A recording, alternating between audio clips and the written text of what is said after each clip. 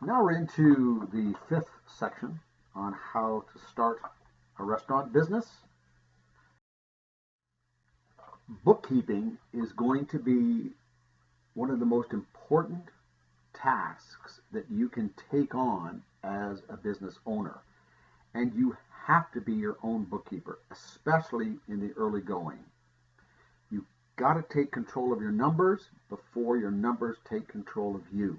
And the restaurant business is 100% numbers.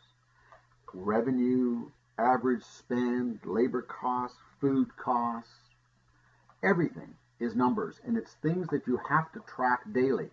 And if you're going to be a good restaurant owner, you have to be a better bookkeeper.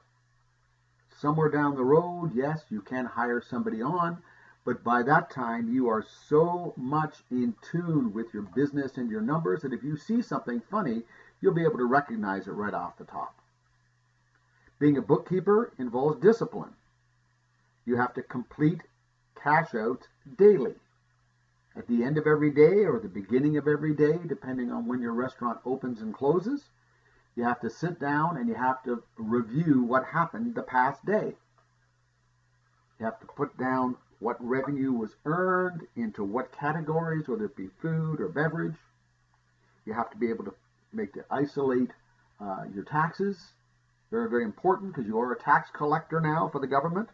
You have to be able to isolate your credit card settlements, your debit card settlements, cash, paid outs, everything that is transpiring throughout the day has to be recorded on a daily basis.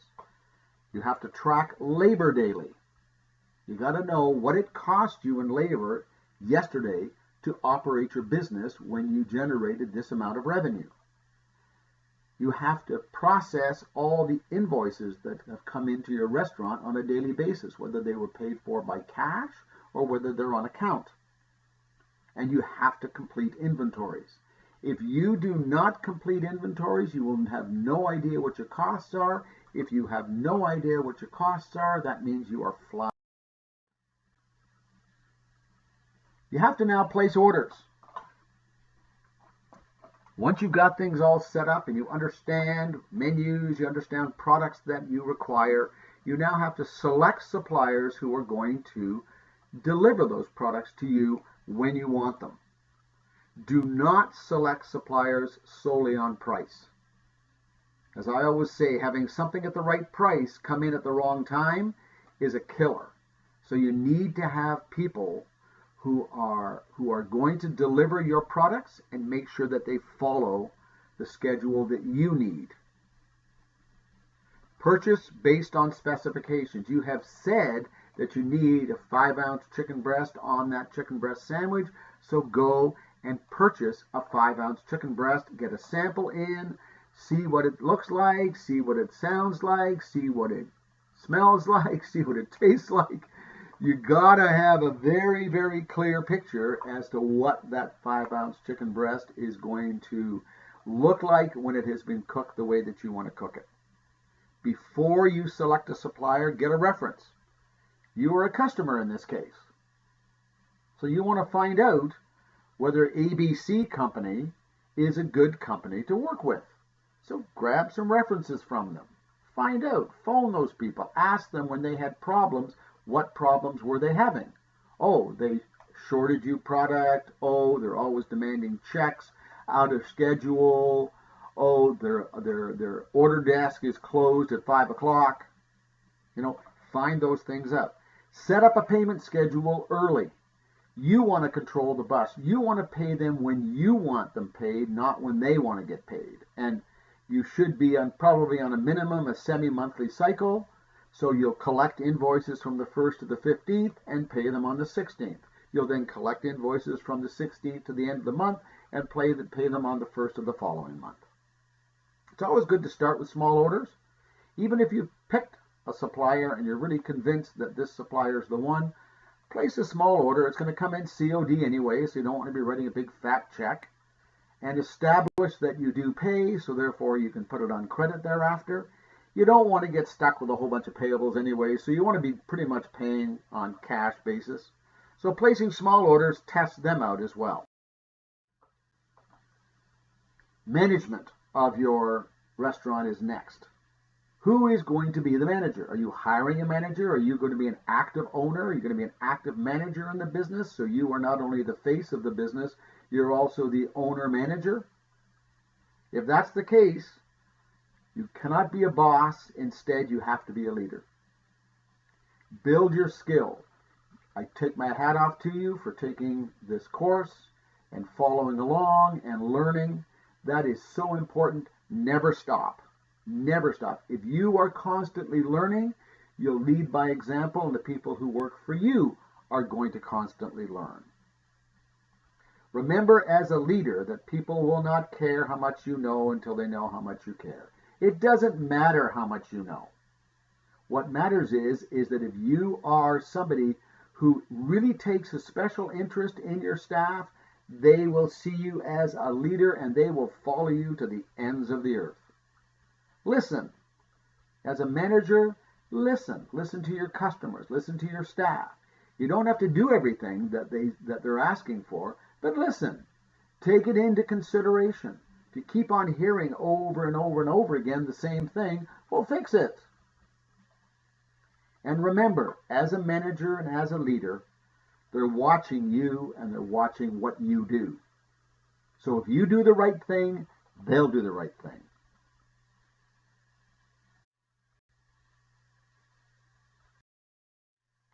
Leadership. I keep going back to that, and I'm going to spend a little time talking about that now. There's a big difference between a boss and a leader. A leader is a person who follows you to a place that you would not go on your own. Think about that. Think about the people you have worked for previously. And the really good bosses, you're going to go that extra mile for them because they push you, they encourage you, they entice you to be better. And that's who you want to be working with. Managers help you see yourself as you are. Right? They're going to do an evaluation this week. This is what we see about you, Sally. This is what we don't like about you, Bob. Leaders help you see yourself as what you can be. Leaders set you up for success. They set goals for you. They make sure that you have the opportunity to become not only a better employee, but a better person. Managers divide and delegate responsibility. Okay, you're going to be responsible for this, you're responsible for that. Okay, guys, we'll see you at the end of the day. Leaders take responsibility. They don't go and set you up for failure, they set you up for success. They work with you. They don't ask you to do things that they wouldn't do themselves. Managers look for the right experience.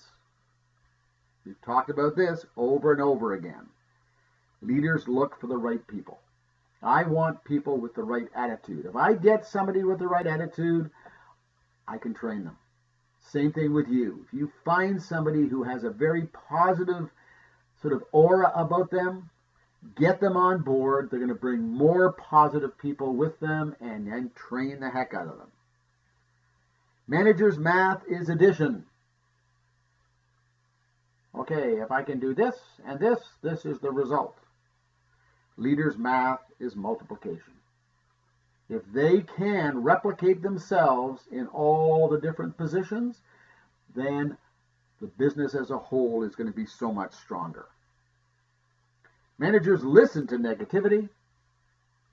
Leaders create an environment where negativity is unacceptable. You don't want people talking about things in a bad way to each other, to customers. Nobody. No, does not exist in your business. As a leader, you do not allow that to happen. So therefore, to become a great leader, you need to work on your personal development. Success is all about you and your development as a leader and a person. Your business is only going to be as strong as you are. So therefore, you have to become absolutely amazing. Remember, if you want to have more, you have to become more. You can't expect to get the same results or different results if you don't change. You can't expect to get different results if you don't change. For things to change, you have to change. You have to change the way you think, the way you do things, the way you treat customers, the way you place orders, everything. For things to get better, you have to get better. If you're struggling in business, it's your fault. So go get better. I've always said that businesses never fail, owners fail.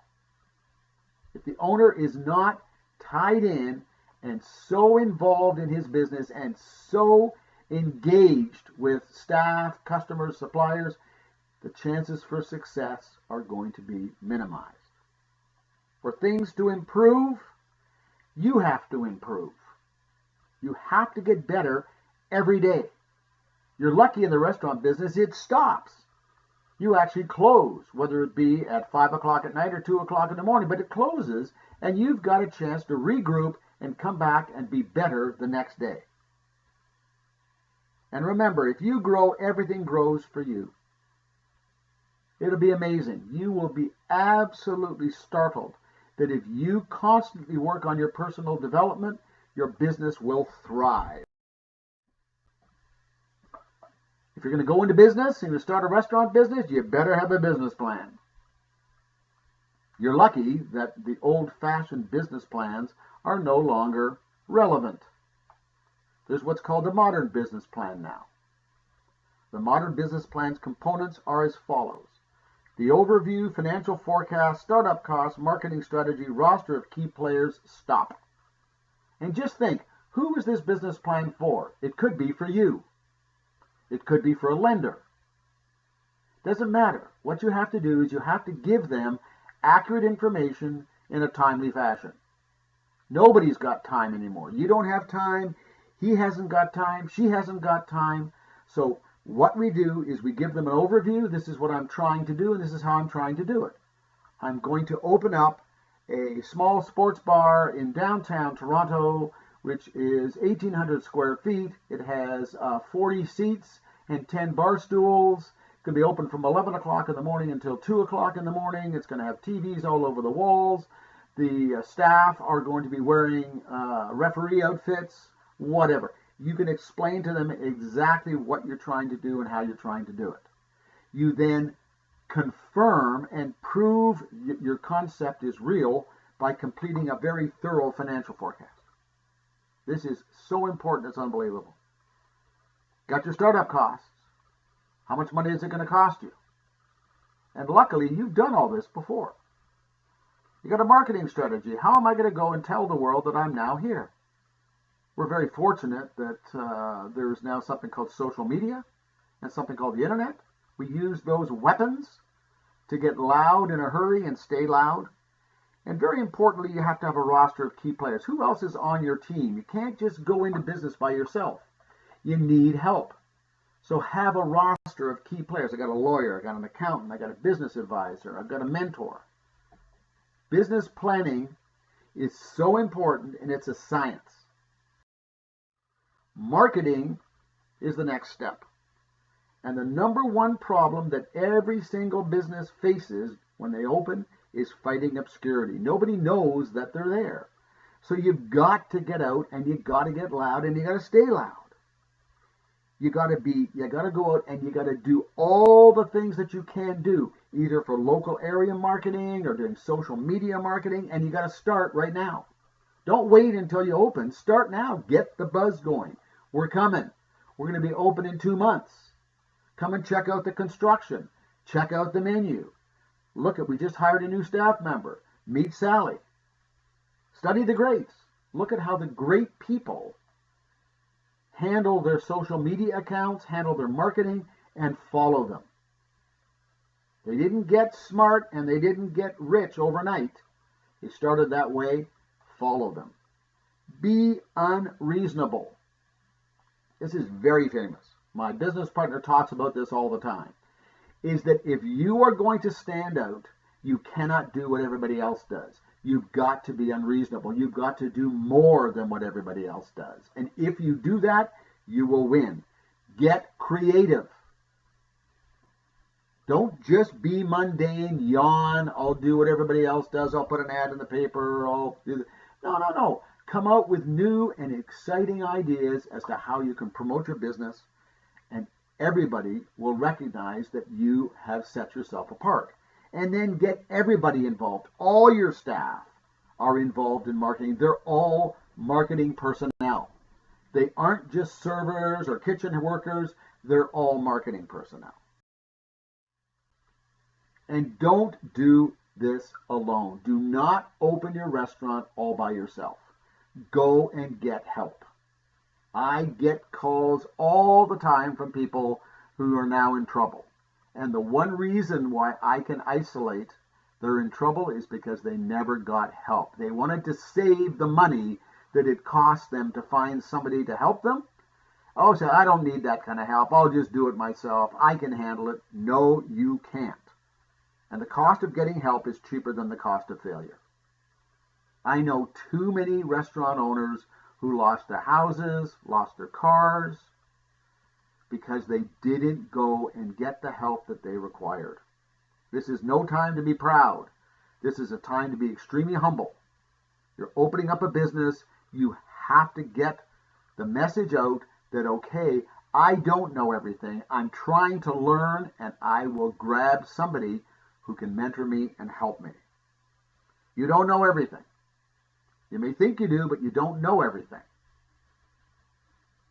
When I opened up my restaurants, I got help because even though I had tons of experience, I'd managed resorts, hotels, restaurants, I still needed help because I hadn't been a business owner before. And there's a difference between managing a business and owning a business. Huge difference. A $10,000 mistake is very expensive. And in the restaurant business, when you make mistakes such as not costing your menu, when you make mistakes by not taking your lease to a lawyer and having him review it, by not hiring the right people, by not having any training. When you make mistakes, they're not $100 mistakes, they're $10,000 mistakes.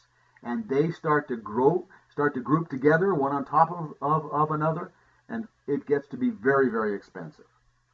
So hire to your weakness. If you're not good at the back of the house, hire somebody who is, and then go in and learn from them. If you're not good at the front of the house, become great on the front of the house. Hire somebody, watch them, and learn from them. And that ends this section. I want to thank you very much for listening in today and watching, and good luck in your venture.